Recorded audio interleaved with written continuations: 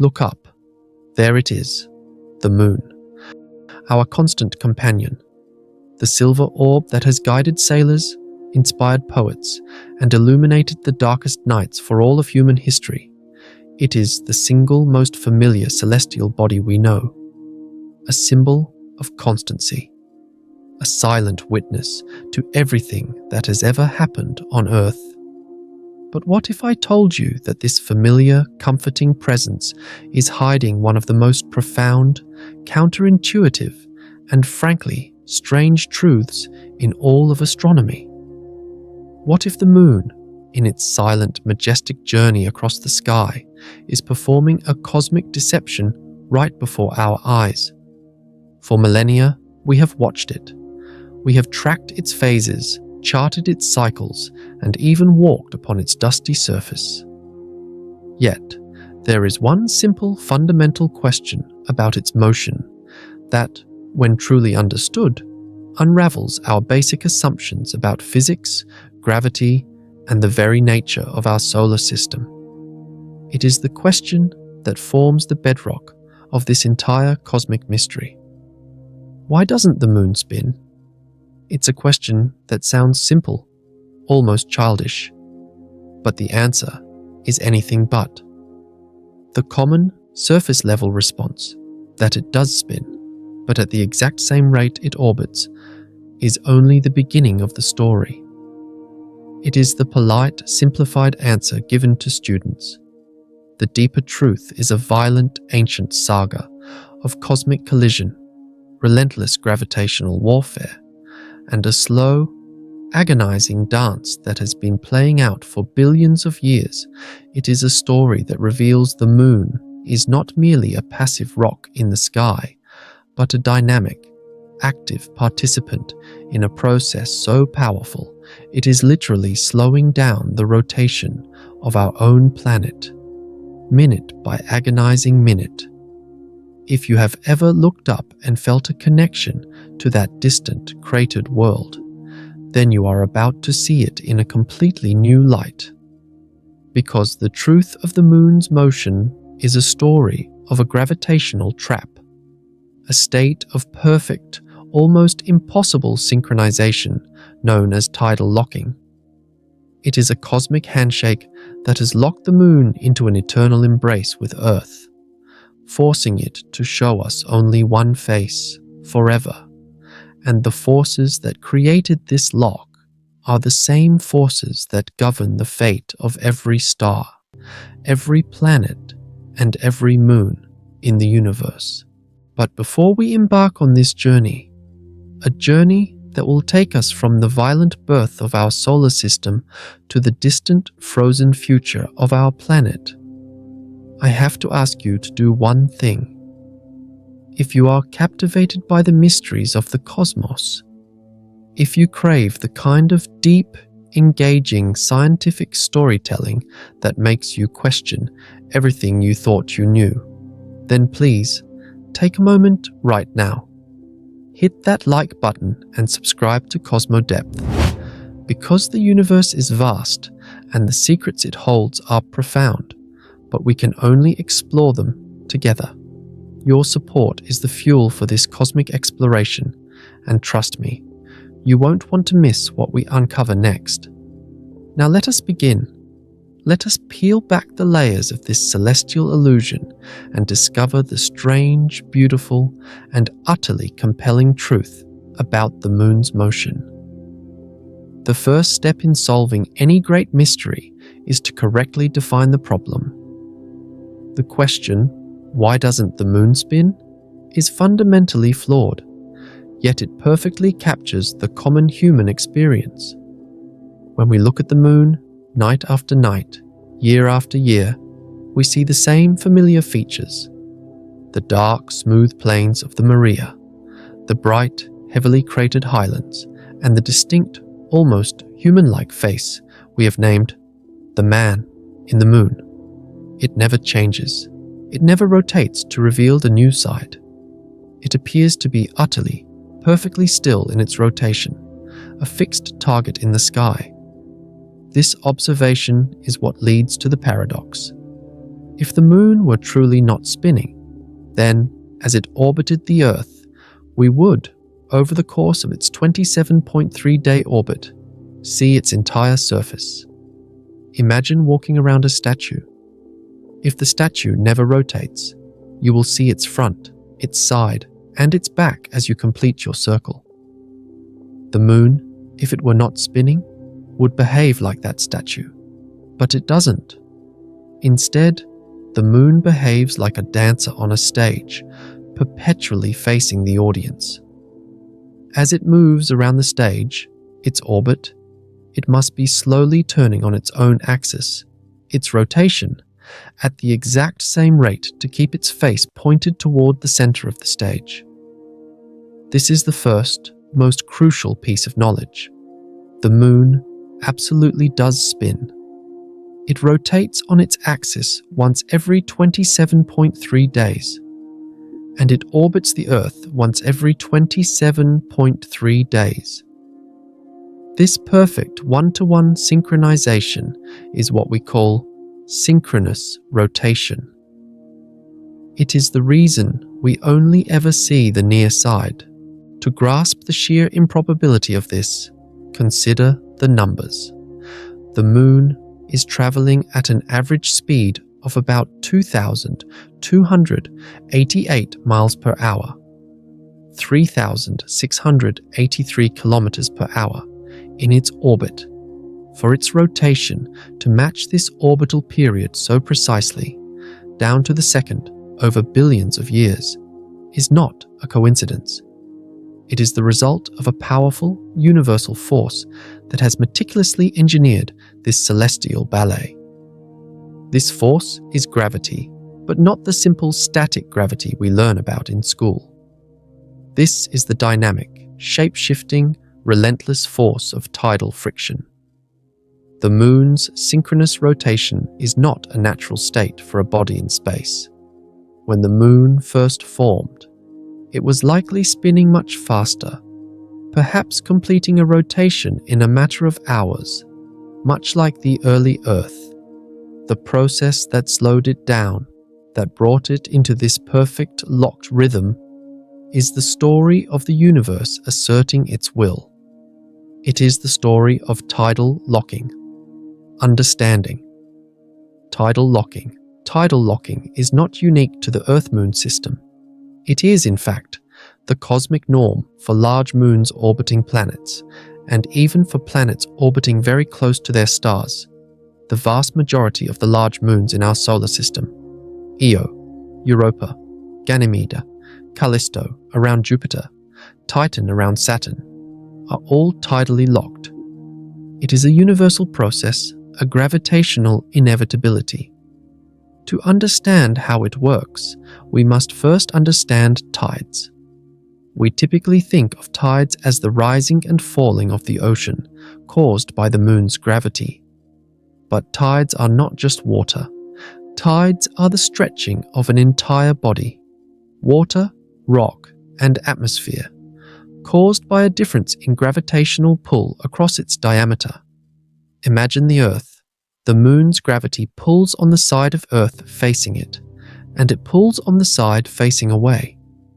Crucially, the pull is stronger on the near side and weaker on the far side. This difference in force stretches the Earth into a slightly elongated, football-like shape, creating two tidal bulges, one facing the moon and one on the opposite side. Now, apply this concept to the moon itself. The Earth is far more massive than the moon, so its tidal forces on the moon are immense. The Earth's gravity stretches the moon into a slightly elongated shape, a cosmic egg. The moon is not perfectly spherical. It has a slight bulge on its near side, a permanent gravitational handle that the Earth can grab onto. When the moon was young, it was spinning rapidly on its axis. As it spun, the powerful, non-uniform pull of the Earth's gravity constantly attempted to draw its permanent tidal bulge back into alignment.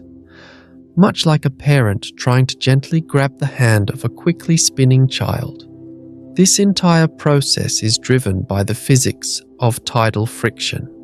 The key to understanding this cosmic break lies in the fact that the Moon was rotating much faster than its orbital period, and this rotation caused the tidal bulge created by Earth's gravity to be slightly misaligned.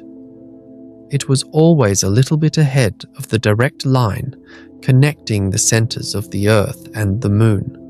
Earth's immense gravitational field exerted a stronger pull on the part of the bulge that was closer to it, and a slightly weaker pull on the part of the bulge facing away. This differential gravitational pull created a persistent and subtle torque, a twisting force on the Moon. This torque acted like a relentless cosmic brake, constantly attempting to yank the misaligned bulge back into perfect, direct line of sight with the Earth.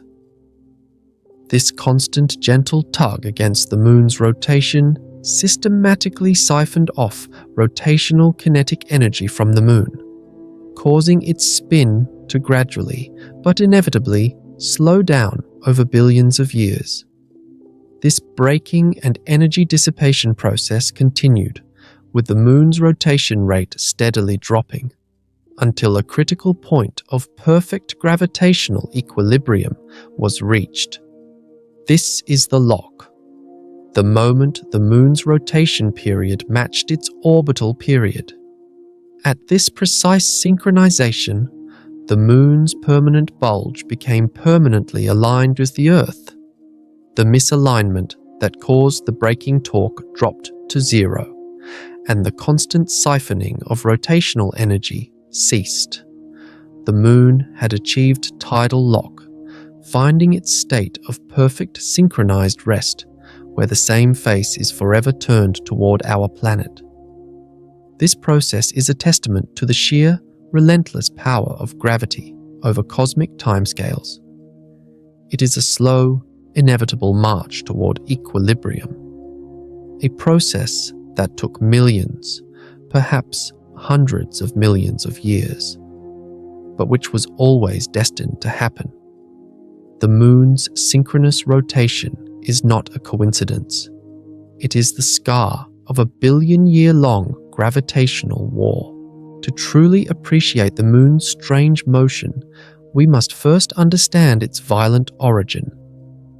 The Moon is not a captured asteroid or a sister planet that formed alongside Earth. The prevailing and most scientifically robust theory of its formation is the giant impact hypothesis, a story of cosmic violence that makes the Moon's subsequent tidal locking seem like a gentle lullaby. The story begins approximately 4.5 billion years ago, in the chaotic, early days of the solar system. Earth, or rather, proto-Earth, was a young, molten world. Then, a Mars-sized protoplanet, now named Theia, after the Greek Titan mother of the moon goddess Selene, slammed into it. This was not a glancing blow. It was a catastrophic, oblique impact that vaporized Theia and melted a significant portion of the Earth's crust and mantle. The energy released was enough to turn the surface of the Earth into a sea of magma. The debris from this impact, a mixture of vaporized rock, molten material, and superheated gas, was ejected into orbit around the Earth, forming a massive glowing ring, similar to Saturn's rings, but made of incandescent rock. Over a relatively short period, perhaps just decades or centuries, this ring of debris began to coalesce under its own gravity, forming a single, large body, the Moon. This origin story is crucial for two reasons. The initial spin. The impact imparted an enormous amount of angular momentum to the Earth-Moon system. The early Earth was spinning incredibly fast, perhaps completing a rotation in as little as 5 hours. The early Moon was also spinning rapidly and was incredibly close to Earth, perhaps only 12,000 to 15,000 miles away, a distance it now covers in a single day. The composition. The Moon is primarily made of material from the Earth's mantle and Theia. This explains why the Moon is so similar to Earth in its isotopic composition, yet lacks the heavy iron core that Earth possesses. The giant impact hypothesis sets the stage for the tidal drama to come. A fast-spinning, close-orbiting moon is the perfect candidate for a rapid, powerful tidal lock. In those early days, the Earth and Moon were locked in a frantic, violent dance. The tidal forces were exponentially stronger due to the small distance between them. The Moon's gravity would have raised colossal, miles-high tides in the Earth's molten surface, and the Earth's gravity would have exerted a crushing, constant torque on the young, rapidly spinning Moon. This is where the story of the Moon's rotation truly begins, not with stillness, but with a furious, high-speed spin that was doomed from the start. The tidal forces were a cosmic governor, designed to slow the Moon down and push it away, a process that continues to this very day. The story of the Moon's synchronous rotation is inextricably linked to the story of the Earth's rotation. The same tidal friction that slowed the Moon's spin and locked it into place is simultaneously acting on the Earth with a profound and measurable effect. The Moon's gravity creates those two tidal bulges on Earth. Because the Earth is spinning much faster than the Moon's orbital period, the friction between the solid Earth and the oceans drags the tidal bulges slightly ahead of the direct line connecting the Earth and the Moon. Now, the Moon's gravity is not only pulling the bulges back into alignment, the torque that caused the Moon's lock, but it is also pulling against the Earth's rotation. This constant gentle tug acts as a massive universal brake on our planet. The consequences of tidal friction on Earth are profound and twofold. Firstly, it results in a slowing rotation of the Earth. This means the length of our day is gradually increasing. The rate is minuscule, about 2.3 milliseconds per century, but it is relentless and cumulative. Geological and paleontological evidence confirms this. Fossilized corals and ancient tidal deposits show that 600 million years ago, a day on Earth was only about 21 hours long, and a year had over 400 days. The Moon is literally stealing the Earth's rotational energy. Secondly, this stolen energy leads to the Moon's retreat. The rotational energy lost by the Earth is transferred to the Moon's orbital motion, causing the Moon to slowly spiral outward away from Earth. The Moon is currently receding from us at a rate of about 3.8 centimeters, 1.5 inches per year, roughly the speed at which your fingernails grow. This was confirmed by the laser retroreflectors left on the Moon by the Apollo missions, allowing us to bounce lasers off them and measure the distance with millimeter precision. This is the beautiful, terrifying symmetry of the Earth-Moon system. The Moon's synchronous rotation is the effect of tidal forces, and the Earth's slowing rotation and the Moon's retreat are the ongoing cost of maintaining that lock.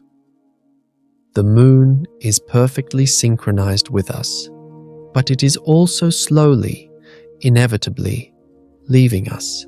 The term dark side of the Moon is one of the most enduring and pervasive myths in popular culture. It conjures images of a perpetually shadowed, mysterious hemisphere, a place forever hidden from the light of the sun. This is, of course, completely false. The Moon, like the Earth, experiences a cycle of day and night, The dark side is simply the side that is currently facing away from the sun. Since the moon rotates once every 27.3 days, every part of the moon, the near side and the far side, experiences about 2 weeks of daylight, followed by 2 weeks of night. When we see a full moon, the near side is fully illuminated by the sun, which means the far side is experiencing its 2-week-long night. Conversely, when we see a new moon, the near side is dark and the far side is fully illuminated. The correct term is the far side of the moon. And while it is not perpetually dark, it is perpetually hidden from Earth. The first time humanity saw the far side was in 1959, when the Soviet probe Luna 3 flew around the moon and transmitted the first blurry images back to Earth. What these images revealed was a profound, unexpected difference between the two hemispheres. The near side, the face we know, is dominated by the dark, smooth maria, Latin for seas, which are vast plains of solidified basaltic lava. These maria cover about 31% of the near side. The far side, however, is a completely different world. It is almost entirely covered in bright, heavily cratered highlands. The maria are almost non-existent, covering less than 1% of the far side. It is a much more rugged, ancient, and geologically uniform landscape. The stark difference between the near and far sides of the moon is one of its greatest unsolved mysteries, often called the far side anomaly. Why the dichotomy? The leading theory ties it directly back to the tidal locking process and the moon's formation. One key factor is crustal thickness. The moon's crust is significantly thicker on the far side than on the near side. This is explained by a hypothesis involving tidal heating and Earth's heat. In the early, hot days of the Earth-Moon system, the Earth was radiating immense heat. Because the moon was tidally locked very early on, the near side was constantly exposed to this heat. This heat kept the near side warmer, allowing the underlying magma to rise and flood the impact basins, forming the darker plains called maria. The far side, shielded from Earth's heat, cooled more quickly, resulting in a thicker crust that resisted the upwelling of magma. Another theory involves the distribution of certain heat-producing elements like potassium, rare earth elements, and phosphorus, collectively known as KREEP. These elements are concentrated on the near side, which would have kept the near side warmer and more geologically active for longer, further facilitating the formation of the maria. The far side is a testament to the power of the Earth's influence, even on the side we can never see. The moon's synchronous rotation didn't just lock its spin, it fundamentally altered its geology, creating two distinct worlds on a single body. The far side is the moon's true, unvarnished face, a relic of the solar system's violent youth, forever turned away from the gravitational master that shaped it. The tidal locking process is not over. It is a continuous, ongoing phenomenon that is slowly but surely changing the dynamics of the Earth-Moon system. We have established that the moon is receding from Earth and the Earth's rotation is slowing down. But what is the ultimate fate of this gravitational relationship? The process will continue until the system reaches a final, ultimate equilibrium. This will happen when the Earth's rotation period slows down enough to match the moon's orbital period. This final state of tidal locking is known as double synchronous rotation, which represents the gravitational destiny of the Earth-Moon system, though it will not be reached for a very, very long time, likely tens of billions of years. In this final state of tidal locking, the Earth's day will eventually stretch to be about 50 to 55 Earth days long. At this point, the Earth will be tidally locked to the Moon. Just as the Moon always shows one face to the Earth will always show one face to the Moon. At this time, the Moon will have receded to an ultimate distance of about 1.6 times its current distance. At this point, the tidal forces will be so weak that the Moon's outward spiral will effectively stop. The result is the eternal stare.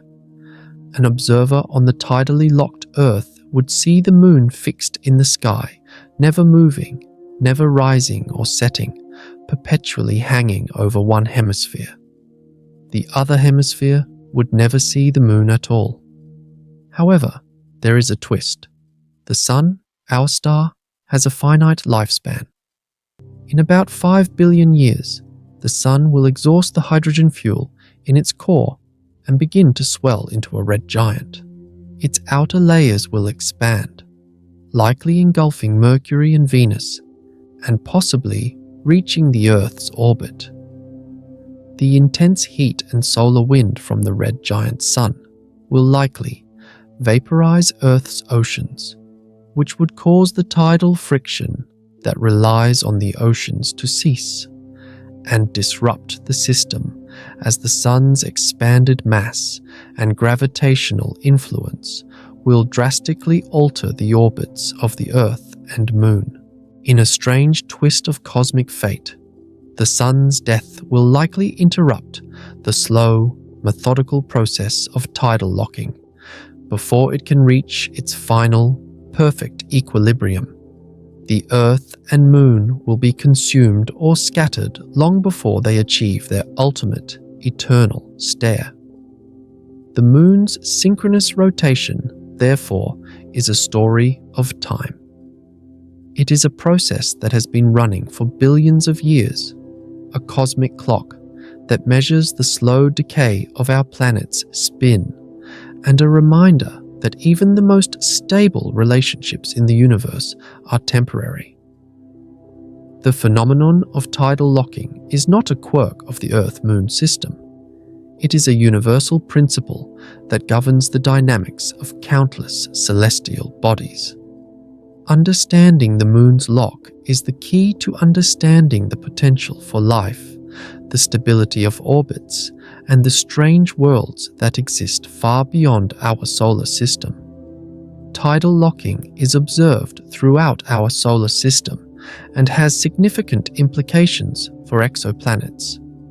For instance, the Pluto-Charon system is the most famous example of double synchronous rotation.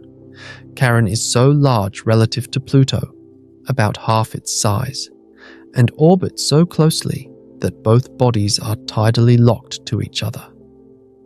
They perpetually show the same face to one another, locked in a perfect, eternal embrace. Mercury, the innermost planet, was long thought to be tidally locked to the Sun in a simple one-to-one synchronous rotation. However, radar observations in the 1960s revealed a more complex truth. Mercury is locked in a 3-to-2 spin-orbit resonance. It rotates exactly 3 times for every 2 orbits it completes around the Sun. This is a more complex yet stable form of tidal locking, a gravitational sweet spot that is a result of tidal forces and is more common for bodies with elliptical orbits. Finally, tidal locking is a critical factor in the search for life on exoplanets. Planets orbiting M-dwarf stars, the most common type of star, in the habitable zone are almost certainly tidally locked. These are often called eyeball planets and would have one side in perpetual scorching daylight and the other in eternal freezing night. The only potentially habitable zone would be the terminator line, the narrow band of twilight between the two extremes, The moon's synchronous rotation is a simple, elegant demonstration of a principle that dictates the climate, geology, and potential habitability of worlds across the galaxy. It is the universe's way of imposing order on chaos, of forcing spinning bodies into a state of gravitational harmony. The deeper we look, the more we realize that the moon's strange truth is not strange at all, but a fundamental law of physics in action. It is the gravitational signature of a universe that prefers stability, even if that stability comes at the cost of a slow, constant, and measurable change. For most of human history, the moon's synchronous rotation was not a scientific mystery to be solved, but a supernatural constant to be revered. The unchanging face of the moon was woven into mythology, religion, and superstition. This led to the creation of the man in the moon. Myths. Nearly every culture has a story about the patterns on the near side. A man, a rabbit, a toad, a woman weaving. These myths were born from the absolute constancy of the lunar face. The far side, the side we never saw, became the repository of all our fears and mysteries, the true dark side of the human psyche. The far side remained a complete mystery until the Cold War race. The race to photograph the far side was not just a scientific endeavor, it was a geopolitical one. The Soviet Union's success with Luna 3 in 1959 was a massive propaganda victory, revealing the last great geographical secret of the Earth-Moon system. Finally, the Apollo and the confirmation missions, particularly the orbital flights, provided the first human eyes on the far side. The astronauts who circled the moon and saw the far side, a world devoid of the familiar dark planes known as Maria, were the first to truly grasp the scale of the dichotomy. It was a moment of profound realization.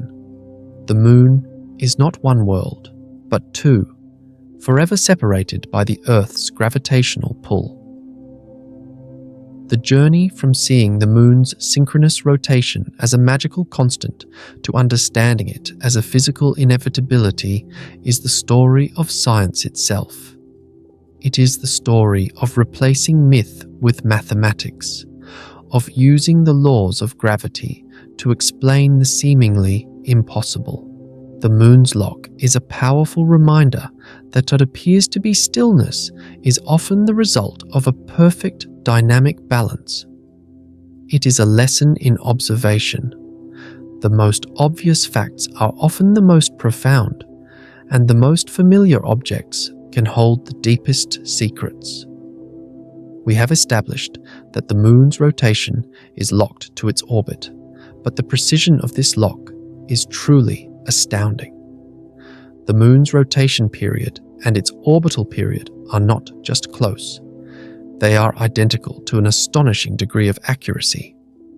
This perfection is maintained by a constant, subtle interplay of forces. The moon is not a rigid, perfectly solid body. It is slightly elastic, and the Earth's gravity is constantly deforming it. This deformation is the source of the tidal friction that maintains the lock. Imagine a pendulum. If you push it, it swings. If you push it at the exact frequency of its natural swing, you can make it swing higher and higher. This is resonance. Tidal locking is a form of gravitational resonance.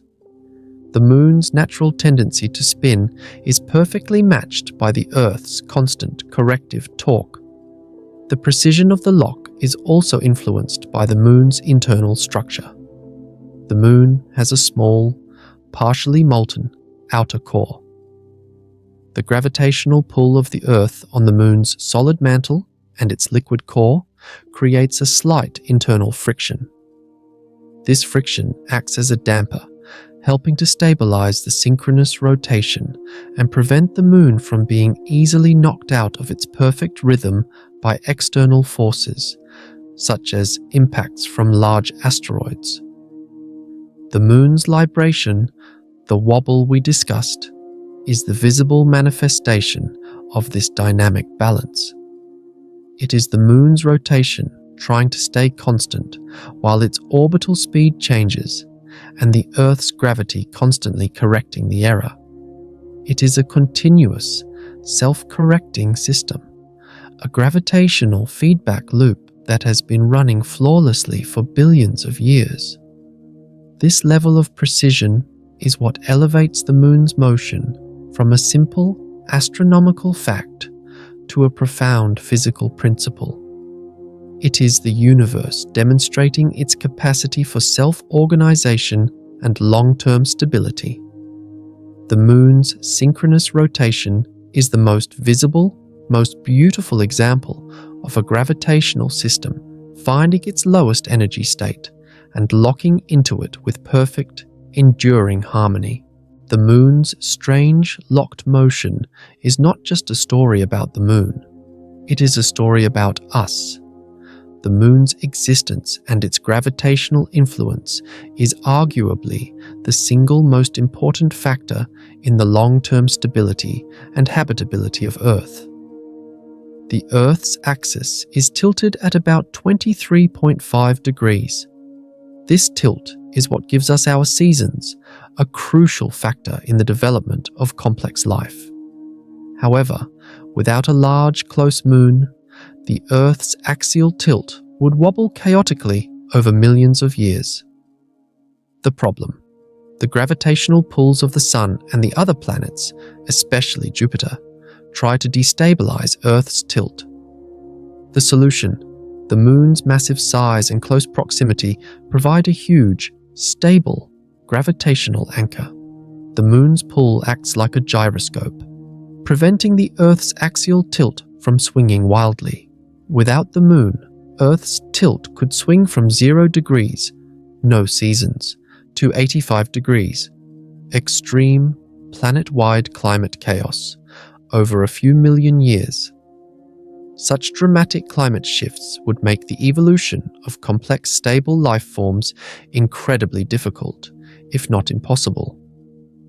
The Moon's synchronous rotation is a direct consequence of the tidal forces that make it such a powerful stabilizer. The same gravitational power that locked the Moon's spin is the power that stabilizes our climate. The Moon's constant, unchanging face is a symbol of the constant, unchanging stability it provides to our homeworld. The Moon is not just a satellite, it is a planetary partner, a necessary component in the delicate machinery of a habitable world. Its strange, locked motion is the visible sign of a gravitational bond that has protected and nurtured life on Earth for billions of years. And in that subtle, profound difference lies the strange truth about its motion. But to truly appreciate the elegance of this cosmic mechanism, we must move beyond the simple explanation of synchronous rotation and delve into the brutal, beautiful mathematics that govern this gravitational trap. We must understand the physics of tidal forces in a way that reveals their true, terrifying power. The force of gravity, as defined by Newton, is an inverse square law. The force is proportional to 1 over the distance squared. But the force that creates tides, the force that locked the Moon, is not simple gravity. It is the differential gravity, and it follows an inverse cube law. This is a distinction of monumental importance. It means that the tidal force drops off with distance far more rapidly than the gravitational force itself. If you double the distance, the gravitational force is 4 times weaker, but the tidal force is 8 times weaker. This is why the Moon, though tiny compared to the Sun, has a greater tidal effect on Earth. It is much, much closer. This differential force is what stretches a body. It is the reason the Earth is pulled into that football shape, and it is the reason the moon itself is not a perfect sphere, but a slightly elongated egg. The Earth's gravity is not pulling on the moon's center of mass. It is pulling on the moon's near side with immense strength, and on its far side with slightly less strength. This difference is the engine of tidal locking. When the moon was spinning faster than its orbit, the Earth's gravity was constantly trying to pull that permanent gravitationally induced bulge back into alignment.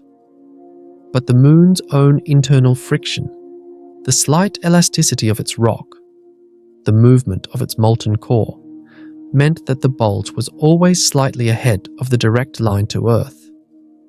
This slight misalignment created a lever arm, and the Earth's gravity, pulling on that lever, created a torque. This torque was the cosmic brake, constantly fighting the moon's rotation. This process is a perfect demonstration of energy dissipation. The rotational energy being stolen from the moon had to go somewhere. It was converted into heat within the moon's interior, a phenomenon known as tidal heating, and also transferred to the moon's orbital energy, pushing it outward. The rate at which this energy is dissipated is quantified by a value known as the tidal quality factor, or Q factor. For the Earth, the Q factor is a measure of how effectively our oceans and mantle absorb and dissipate the energy of the tidal bulges. The lower the Q factor, the faster the Earth's rotation slows and the faster the moon recedes. The Earth's oceans, with their immense volume and friction against the seafloor, are the most effective brake pad in the entire system. A crucial detail that makes our tidal evolution unique. To truly grasp the scale of this process, we must rewind the clock, not just to the moment of the lock, but to the moment of the moon's birth. The giant impact hypothesis, the story of Theia, is not just a theory of origin. It is the initial condition for the entire tidal saga. The impact was so energetic that it didn't just create a debris disk. Some models suggest it created a massive, rapidly spinning, donut-shaped structure of vaporized rock called a synestia. Within this synestia, the moon condensed, starting its life incredibly close to Earth, perhaps only 12,000 miles away. At that distance, the tidal forces were thousands of times stronger than they are today. The early Earth was spinning in a frantic 5-hour day, and the moon was orbiting and spinning just as fast. The tidal bulges on both bodies would have been immense, and the tidal friction would have been a violent, crushing force. This is why the moon achieved synchronous rotation so quickly, likely within the first few 100 million years of its existence. The proximity and the rapid spin created a perfect storm for rapid tidal locking. The moon was born into a gravitational trap, and it snapped shut almost immediately. The evidence for this violent high-speed past is not just theoretical. It is written in the geological record of our own planet. Scientists use a technique called cyclostratigraphy, which involves analyzing the rhythmic layers of ancient sedimentary rocks called rhythmites. These layers are formed by the cyclical patterns of tides and seasons. By measuring the thickness and frequency of these layers in rocks dating back hundreds of millions of years, scientists can literally count the number of days in an ancient year. For example, studies of 620 million-year-old rocks from the Precambrian era show that a day on Earth was only about 21.9 hours long, and the year had 400 days go back further to 900 million years ago, and the day was closer to 18 hours. This is the moon's signature, a cosmic clock ticking in the rocks beneath our feet. The moon's synchronous rotation is the visible effect of a process that has been slowing down the very rhythm of our planet for billions of years. And the recession continues. The Apollo laser ranging experiment, where astronauts left those small arrays of mirrors on the moon, allows us to measure the moon's retreat with millimeter precision. The 3.8 centimeters per year is not a guess. It is a direct, confirmed measurement. This is the energy transfer in action. The Earth's rotational energy is being converted into the moon's orbital energy, pushing it further and further away.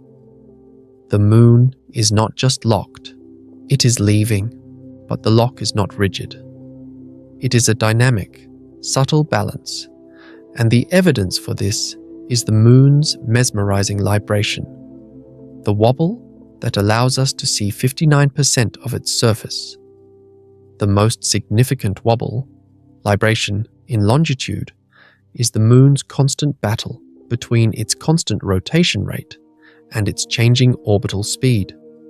Because its orbit is elliptical, the moon speeds up at perigee and slows down at apogee. The Earth's gravity, having locked the moon's average rotation to its average orbit, allows the moon to slightly overshoot and undershoot this perfect alignment. It is the moon rocking its head from side to side, allowing us to peek around its eastern and western flanks. Even more subtle is physical libration, a tiny actual physical rocking of the moon's body. This is caused by the Earth's gravitational torque acting on the moon's slightly non-uniform mass distribution. The moon's center of mass is slightly offset from its geometric center, and its crust is thicker on the far side. The Earth's gravity constantly tugs on this mass imbalance, causing the moon to physically oscillate.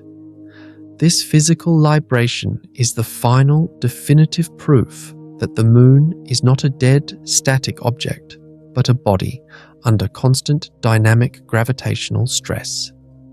This stress is what created the profound near-side/far side asymmetry.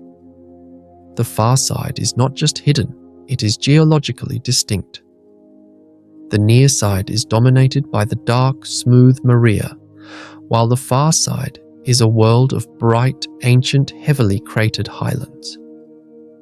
The key to this difference lies in the moon's early, tidally locked state. The near side, perpetually facing the hot, early Earth, was subjected to a constant, intense thermal environment. This heat, combined with the concentration of heat-producing elements like creep, potassium, rare, earth elements, and phosphorus on the near side, kept the near side warmer and more geologically active for longer. When massive impacts occurred, the thinner, warmer crust of the near side allowed the underlying magma to easily well up and flood the basins, creating the Maria. The far side, shielded from Earth's heat, cooled faster, developed a thicker crust, and resisted the formation of the Maria. The moon's synchronous rotation didn't just lock its spin, it baked its geology, creating two distinct worlds on a single body. The universality of this process is what truly elevates the moon's story. Our moon is a textbook example of a principle that governs the fate of worlds across the galaxy. Consider the Galilean moons of Jupiter. Io, Europa, Ganymede, and Callisto are all tidally locked to Jupiter. But because they are also in a complex orbital resonance with each other, the tidal forces are even more extreme. On Io, the constant, immense stretching and squeezing from Jupiter and its sister moons generates so much internal friction that it is the most volcanically active body in the entire solar system. Io is a world being cooked from the inside out by the very same tidal forces that locked our moon. Or look at Mercury, the planet closest to the Sun. It was once thought to be 1-to-1 tidally locked, but it is actually in a 3-to-2 spin-orbit resonance. It rotates 3 times for every 2 orbits. This is a more complex but equally stable gravitational sweet spot, a testament to the fact that tidal forces don't always result in a perfect 1-to-1 lock, but always push a body toward a state of stable resonance. And finally, the exoplanets. The vast majority of stars in the Milky Way are M-dwarfs, small, cool, long-lived stars. Their habitable zones are incredibly close to the star, meaning any planet capable of hosting liquid water is almost certainly tidally locked. These eyeball planets, with one side in perpetual day and the other in perpetual night, are the cosmic norm. The Moon's synchronous rotation is the blueprint for the most common type of potentially habitable world in the universe. The Moon's strange, locked motion is therefore not a cosmic accident, but a universal inevitability. It is the gravitational destiny of any large satellite orbiting a massive primary body at a close distance. It is the universe's way of imposing order, of forcing a spinning body into a state of perfect, enduring harmony. But the harmony is temporary. The cosmic clock is still ticking. The Moon is still receding, and the Earth is still slowing. The ultimate fate of this system is the double synchronous lock, where the Earth's day stretches to 50 or more hours, and the Earth perpetually shows one face to the Moon. This is the gravitational destiny, the final, eternal stare. Yet, this process will likely be interrupted by the death of our star. In about 5 billion years, the Sun will swell into a red giant, its outer layers expanding to potentially engulf the Earth and the Moon. The intense heat will vaporize our oceans, removing the primary source of tidal friction, and the Sun's expanded mass will completely destabilize the orbits. The slow, methodical dance of tidal locking will be violently terminated by the fiery end of our star.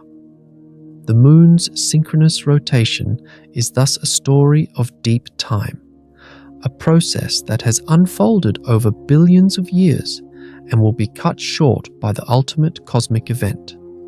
It is a reminder that even the most stable, most familiar objects in the sky are participants in a grand, dynamic, and ultimately transient cosmic drama. We began with the question, why doesn't the Moon spin? We have established that it does spin, but in perfect synchronization with its orbit, a state achieved through the relentless process of tidal locking. But let us return to the core of the paradox, the human experience of looking up and seeing that unchanging face. The Moon's motion is a perfect example of how our intuition fails us when we look at the cosmos. If you were standing on the near side of the Moon, looking up at the Earth would appear to be fixed in the sky. It would not rise or set. It would simply hang there, rotating slowly, going through its phases. An astronaut on the near side would never see the Earth disappear below the horizon. Conversely, an astronaut on the far side would never see the Earth at all. For them, the Earth is a completely unknown world, forever hidden behind the lunar horizon. This is the final strange truth of the Moon's motion. From Earth, the Moon appears to be non-rotating, a fixed target in the sky. From the near side of the Moon, the Earth appears to be non-moving, a fixed target in the sky. From the far side of the Moon, the Earth is a perpetual mystery, an object that does not exist. The Moon's synchronous rotation is a gravitational mirror, reflecting the Earth's influence back upon itself. It is a state of perfect two-way stillness, a cosmic zero-sum game where the moon's rotation is sacrificed for the stability of the system. The moon is not a dead, passive rock. It is a world that has been violently born, gravitationally stretched, and meticulously slowed down over billions of years. Its stillness is the result of the most powerful, long-term force in the universe, tidal friction. So, the next time you look up at the moon, remember the deception. Remember the illusion of stillness. Remember that you are looking at the scar of a cosmic collision, the break on our planet's spin, and the gyroscope that stabilizes our world. You are looking at a body that is perfectly, dynamically, and relentlessly locked into an eternal embrace with Earth. A silent, silver testament to the strange, beautiful, and utterly compelling laws of the cosmos. The moon doesn't spin for us because it has been forced to spin with us, and in that subtle, profound difference lies the strange truth about its motion.